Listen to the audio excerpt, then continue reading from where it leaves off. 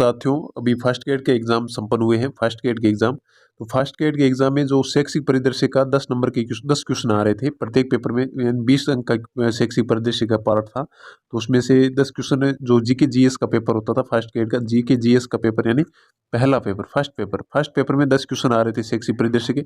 और अगर third grade की बात करें तो थर्ड ग्रेड के सिलेबस में शैक्षिक परिदृश्य और निःशुल्क अनिवार्य बाल शिक्षा अधिकार का अधिनियम अलग से, और करंट का विषय और सामान्य ज्ञान का कुल मिलाकर 50 अंक का पोर्शन दे रखा है, जिसमें से 2 पोर्शन आप इसमें जो 10 क्वेश्चन दे रखे हैं इनमें शामिल रहेगा। कौन कौन सा? इसमें एक तो शैक्षिक परिदृश्य का पोर्शन शामिल है, और निःशुल्क अनिवार्य बाल शिक्षा का अधिकार अधिनियम, इसमें से इसके भी क्वेश्चन इसमें शामिल है, RT 2009 के।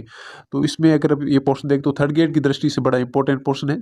तो फर्स्ट ग्रेड एग्जाम में जो क्वेश्चन आए हैं, संभावनाएं बनती है इसी तरह का प्रश्न थर्ड ग्रेड एग्जाम में पुट हो जाए, हो सकता है D2 क्वेश्चन भी पड़ जाए। तो इन प्रश्नों का अपन चर्चा करेंगे। ये 17 अक्टूबर का जो पेपर हुआ था जीके जीएस का, उसके ये 10 शैक्षिक परिदृश्य के क्वेश्चन है। तो इसमें आप वीडियो को अंत तक देखें, चैनल को सब्सक्राइब जरूर करें। इसमें पहला प्रश्न देखते हैं। पहला प्रश्न दे रखा है, RT 2009 की कौन सी धारा यह कहती है कि प्रत्येक माता पिता या संरक्षक का यह कर्तव्य होगा कि वे आसपास के विद्यालय में कोई प्रारंभिक शिक्षा के लिए अपने इस यथास्थिति बालक या प्रतिपाल्य का प्रवेश कराए और प्रवेश दिलाए। 6, 9, 10 और 8, यानी माता पिता के कर्तव्य की बात की जाए। यहाँ पर पहला ऑप्शन दे रखा है 6 दे रखा, तो 6 के अगर ऑप्शन की बात करिए, RT 2009 की धारा नंबर 6 है, ये दूरी से संबंधित है। 9 है तो ये स्थानीय प्राधिकारी यानी स्थानीय जो ऑफिसर थे उसके कर्तव्य से संबंधित है। 10 नंबर है ये पेरेंट्स यानी इसके माता पिता, ये इसमें सही आंसर कौन सा होगा? 10 नंबर का, ये माता पिता के कर्तव्य से संबंधित है, संरक्षण का कर्तव्य। और धारा 8 है, ये समूची सरकार के कर्तव्य इसमें उल्लेखित किए गए हैं। यहाँ पर एक बीच में 7 नंबर धारा मिस होती, तो 7 नंबर की अगर बात करें तो ये वित्तीय खर्च की बात करती है, वित्तीय खर्च की बात करती है, यानी राज्य सरकार और केंद्र सरकार किस तरह से इसमें वित्तीय खर्च का अनुपात निर्धारित करेगी। इसमें ये अनुपात है, ये 60 अनुपात में 40 है, तथा पूर्वोत्तर राज्यों में या 90 अनुपात में 10 है। अब अगर अपन बात करें, इसमें एक धारा और रह जाती है, ये RT का जो RT 2009 इसका तीसरा अध्याय है, इसका तो इसमें धारा 6 से लेकर के 11 तक की धारा इसमें शामिल है। अगर 6 से लेकर के 11 तक की धाराओं की बात करें तो इसमें 6 से 11 तक की धाराओं में 6 हो गई दूरी से संबंधित हो गई, 7 नंबर हो गई वित्तीय खर्च अनुपात हो गया, 8 नंबर हो गई समूची सरकार के कर्तव्य हो गए, जो प्रवेश नामांकन वगैरह की बात में उनको शिक्षा के लिए स्कूल उपलब्ध करवाई बच्चों के लिए। और 9 नंबर इसके स्थानीय ऑफिसर के कार्य यानी हाउस होल्ड सर्वे भी करेगा, भाई कौन कौन सा बच्चा स्कूल जा रहा है, कौन सा नहीं जा रहा है, कौन से घर से पढ़ाई करे। और 10 नंबर पेरेंट्स का कर्तव्य आगे को उसमें अपने बच्चों को एडमिशन कराए। और 11 नंबर रहेगा उसमें समुचित सरकार के द्वारा विद्यालय पूर्व शिक्षा के लिए व्यवस्था करना, यानी आंगनबाड़ी केंद्र की स्थापना। आंगनबाड़ी की अगर बात करें, आंगनबाड़ी केंद्र की स्थापना धारा 11 में की गई। इस तरह से एक RT 2009 का तीसरा अध्याय था। तो इस तीसरे अध्याय की समस्त धाराओं को अपनी इसमें चर्चा कर ली साथ साथ में। तो ये इसमें फर्स्ट ग्रेड एग्जाम पूछा गया था। तो इसमें माता पिता के कर्तव्य की अगर बात करें, इसमें C ऑप्शन सही रहेगा, इसका सही आंसर कितना आएगा? 10 आएगा। नेक्स्ट क्वेश्चन देखते हैं। नेक्स्ट क्वेश्चन इसमें आया था, कौन सी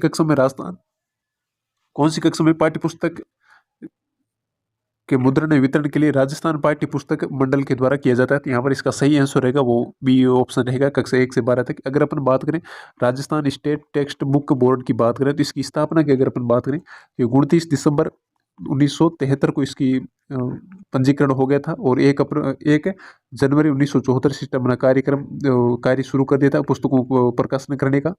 ये मुख्यालय है, ये झालाना डूंगरी जो कि जयपुर में है। झालाना डूंगरी जयपुर में। अपन जो NCERT की या RS ये माध्यमिक शिक्षा बोर्ड की पुस्तक लाते हैं, उसमें इसका प्रकाशन भी यही दे रखा होता है, राजस्थान राज्य पाठ्य पुस्तक मंडल झालाना डूंगरी जयपुर आ गया। और ये नो प्रॉफिट नो लॉस पर सिद्धांत पर कार्य करती है। ये Rajasthan state text book board था, ये 1974 में स्थापना होती है। और ये 2010 तक कक्षा 1 से 8 तक की पुस्तकों का प्रकाशन करता था। और 2010 के बाद इसने 9 से 12 तक की पुस्तकों का भी प्रकाशन कर दिया। यहाँ पर एक इंपॉर्टेंट या कन्फ्यूजन पार्ट क्या रहता है? कन्फ्यूजन पार्ट यह रहता है, कक्षा 1 से 8 तक जो सिलेबस है या उसको अपन कह सकते हैं पाठ्यक्रम का निर्धारण तो कौन करता है? RSCERT पाठ्यक्रम निर्धारण RSCERT करती है कक्षा 1 से 8 तक के पाठ्यक्रम का। लेकिन अगर 9 से 12 तक के पाठ्यक्रम की बात करें तो इसका निर्धारण कौन करती है? माध्यमिक शिक्षा बोर्ड इसका निर्धारण करती है। तो ये इंपॉर्टेंट टॉपिक रहेगा, ये इंपॉर्टेंट मतलब ये प्रश्न पूछा जा सकता है कि 9 से 12 तक का सिलेबस कौन निर्धारित करती है पाठ्यक्रम? तो माध्यमिक शिक्षा बोर्ड करती है। 1 से 8 तक का पाठ्यक्रम है वो RSCERT निर्धारित करती है। तो इस तरह से इंपॉर्टेंट पॉइंट रहेगा। नेक्स्ट क्वेश्चन देखते हैं अपन। अगला क्वेश्चन आया था इसी पेपर में, निम्नलिखित में से कौन सी प्रबंधन की विशेषता है? प्रबंधन की विशेषता दे रखी थी, इसमें दे रखा था लक्ष्य परक, सार्वभौमिक सार्वजनिक प्रक्रिया और सामाजिक प्रक्रिया, सत्तात्मक व्यवस्था। तो अगर प्रबंधन की अगर विशेषताओं की बात करें, इसमें और विशेषताएं भी है, जैसे उद्देश्यपूर्ण आ गया, एकीकृत प्रक्रिया आ गया, अमूर्त है, ये प्रबंधन है, रचनात्मक है, अभ्यासात्मक है, बहुविषयक है। तो इस तरह से ये इस प्रबंधन की जो कई विशेषताएं हैं, कुछ मतलब 12 से 13 तक विशेषताएं हैं।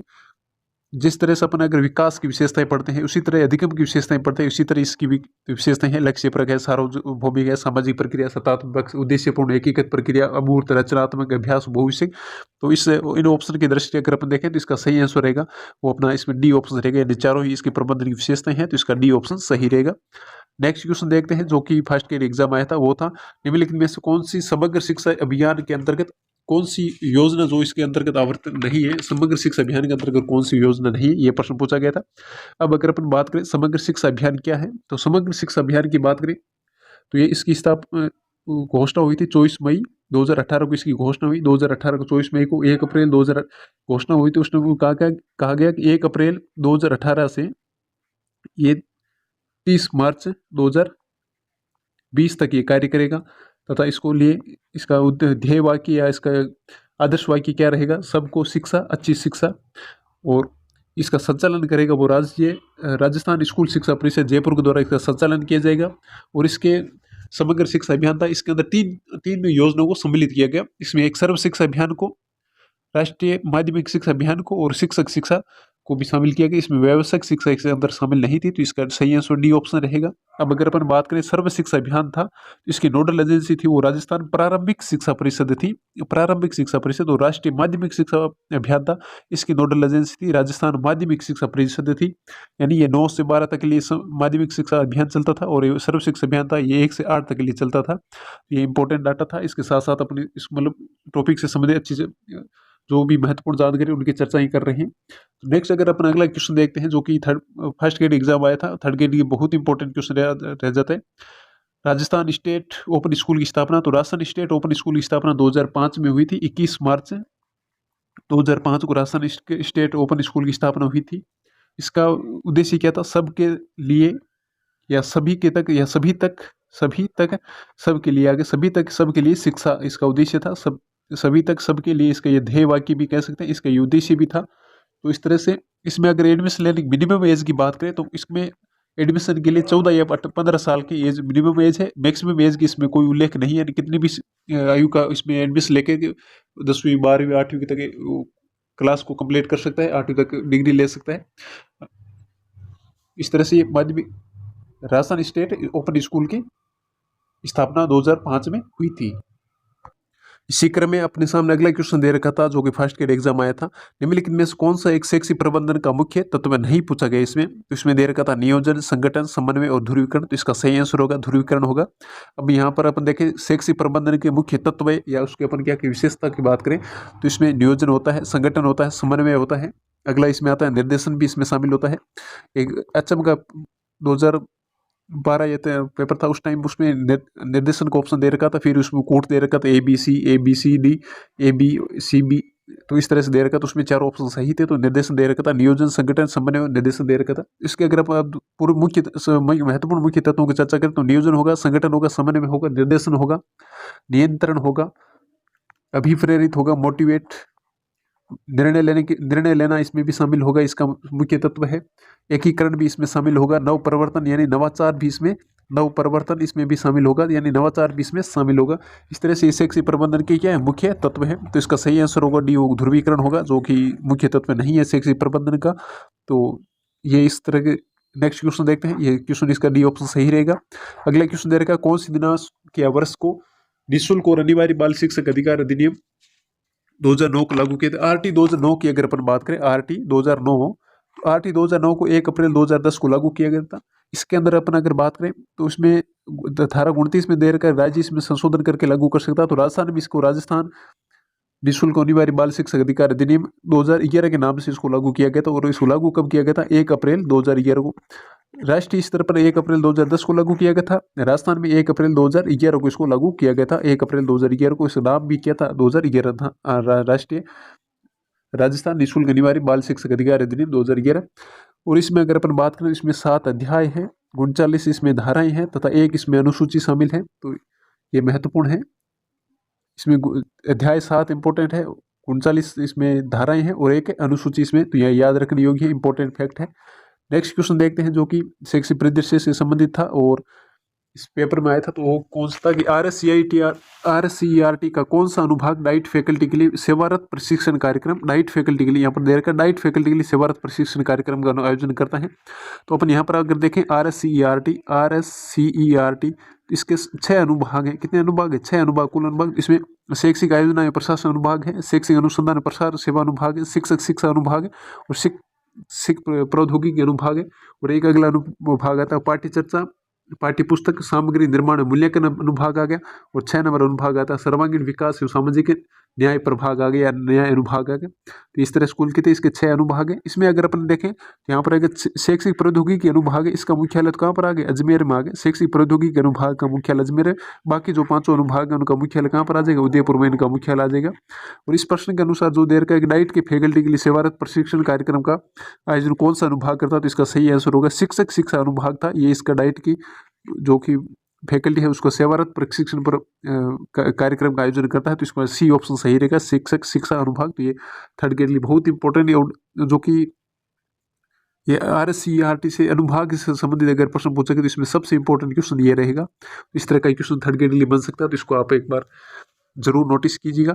इसके संबंध में एक और चर्चा करते हैं अपन कि जो RSCERT है, RSCERT की अगर स्थापना की बात करें तो इसकी RSCERT की स्थापना अगर देखें तो 11 नवंबर 1978, जो कि फर्स्ट ग्रेड का जो पेपर हुआ था, पहला पेपर GK GS का, तो उसमें ये पूछा गया था इसकी स्थापना कब हुई। तो 11 नवंबर 1978 को मेहरोत्रा समिति की सिफारिश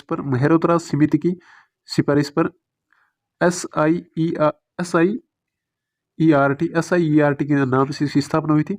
और SIERT को RSCERT में 14 अगस्त 2018 को इसमें नाम को परिवर्तित किया गया था। यानी 11 नवंबर 1978 को RSCERT का स्थापना SIERT के रूप में हुई थी मेहरोत्रा समिति की सिफारिश पर, और इसको RSCERT नाम दिया गया था। 14 अगस्त 2018 को इसको RSCERT नाम दे दिया गया था। इसी क्रम में अगला प्रश्न देखते हैं जो कि फर्स्ट ग्रेड एग्जाम में आया था। वो प्रश्न था निम्नलिखित में से कौन सी एक अच्छे नेतृत्व की विशेषता नहीं? अगर अच्छे नेतृत्व की विशेषता या 4 ऑप्शन को अगर अपन देखें, इसमें देर का अच्छा नेतृत्व होता है, ये लक्ष्यों को निर्धारण और प्राप्ति से संबंधित होता है, ये इसका सही कथन है। ये समूह में अंतःक्रिया, समूह परिचर्चा और पारस्परिक सहयोग के माध्यम से सदस्यों को प्रयासों को नियंत्रित और निर्देशित और परामर्श देता है, ये भी सही कथन है। ये उच्च प्रत्ययकारी होता है, तो उच्च नियंत्रणकारी होता है। अगर नेतृत्व का गुण अच्छा होगा तो उच्च नियंत्रण करने की क्षमता भी अच्छी होगी, ये भी सही है। एक साधारण समस्या में उत्पन्न परिस्थिति में क्रियाशील होती है और ये शून्यता में कार्य नहीं करती। ये शून्यता में नेतृत्व, अच्छा नेतृत्व का गुण शून्यता में भी कार्य करता है। तो इस तरह ये डी ऑप्शन इसका रॉन्ग हो जाएगा। तो इसमें ये नेतृत्व का अच्छे नेतृत्व का गुण नहीं है, तो ये इसका डी ऑप्शन सही रहेगा। इसी क्रम में अगला क्वेश्चन देखते हैं जो कि फर्स्ट ग्रेड एग्जाम में इसमें आया था। तो अगला क्वेश्चन देखते हैं, ये इसका लास्ट क्वेश्चन है जो कि फर्स्ट ग्रेड के एग्जाम में शैक्षिक परिदृश्य से संबंधित प्रश्न आया था। तो राजस्थान स्कूल शिक्षा परिषद के अंतर्गत चल रहे समग्र शिक्षा अभियान, जिसके भी अपने पहले चर्चा की कि गवर्निंग काउंसिल में किस विश्वविद्यालय को कुलपति को सदस्य बनाएगा। तो इसमें ये शैक्षिक योजना एवं प्रशासन राष्ट्रीय विश्वविद्यालय नई दिल्ली है, इसके कुलपति को क्या बनाएगा? इसका सदस्य बनाएगा। ये इंपॉर्टेंट है। इसमें स्कूल शिक्षा परिषद को जो समग्र शिक्षा अभियान है, इसको सदस्य में ये एक ही ऐसा सदस्य जो कि बाकी राज्य के अलग अलग डिपार्टमेंट हैं उनके तो मंत्रालय है, तो उनके मुख्य सचिव और प्रशासन सचिव को इसका सदस्य बनाया गया। और इसके अगर अपने अध्यक्ष की बात करें, इसके गवर्निंग काउंसिल के अध्यक्ष है वो कौन है? CM है। और अगर उपाध्यक्ष की बात करें तो इसके गवर्निंग काउंसिल उपाध्यक्ष हैं, एक तो एक शिक्षा मंत्री है और इसके साथ में कौन आ गए? राजस्थान के मुख्य सचिव इसके उपाध्यक्ष है। बाकी अलग अलग डिपार्टमेंट है उनके प्रशासनिक सचिव है, शासन सचिव है, उसके सदस्य है। और एकमात्र विश्वविद्यालय शैक्षिक योजना प्रशासनिक राष्ट्रीय विश्वविद्यालय नई दिल्ली के, तो कुलपति को इसका सदस्य बनाया गया। तो इस तरह से इंपॉर्टेंट क्वेश्चन रहता है थर्ड ग्रेड की दृष्टि। ये बहुत इंपॉर्टेंट क्वेश्चन है। अगर समग्र शिक्षा का टॉपिक है, समग्र शिक्षा अभियान है, ये थर्ड ग्रेड में इसमें 1 या 2 क्वेश्चन पक्का ही आएंगे।